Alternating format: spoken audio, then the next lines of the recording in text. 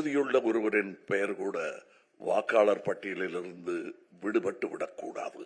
வாக்காளர் பட்டியல் சரிபார்க்கப்பட வேண்டிய அவசியம்தான். ஆனால் சிறப்பு தீவிர வாக்காளர் திருத்தம் ஏன் இவ்வளவு அவசரமாக செயல்படுத்தப்படுகிறது?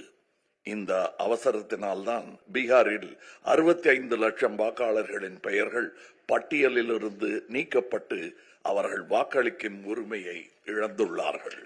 தமிழ்நாடு, கேரளா, புதுச்சேரி, மேற்கு வங்கம் உள்ளிட்ட 12 மாநிலங்களிலும் மட்டுமே சிறப்பு தீவிர வாக்காளர் திருத்த பணிகளை மேற்கொள்வதன் உள்நோக்கம் உண்மையில் வாக்காளர் பட்டியலை சரி செய்வதா அல்லது வேறு ஏதேனும் உள்ளதா? இந்திய தேர்தல் ஆணையத்தின் மீதான நம்பிக்கை வரலாற்றில் இல்லாத அளவுக்கு குறைந்து விட்டது. அலுவலர்கள் சென்றபோது வீட்டில் ஆளில்லை என்று கூறியோ, அபத்தமான காரணங்களை தெரிவித்தோ தகுதியுடைய ஒருவரின் பெயரை கூட பட்டியலில் இருந்து நீக்கிவிடக்கூடாது. சிறப்பு தீவிர திருத்த பணி வாக்காளர் பட்டியலில் உள்ள குறைகளை தீர்க்க வேண்டும். மேலும் புதிய பிரச்சனைகளை கொண்டு வந்து விடக்கூடாது. தேர்தல் ஆணையம் மீதான அவநம்பிக்கை ஜனநாயகத்திற்கு ஆபத்தானது.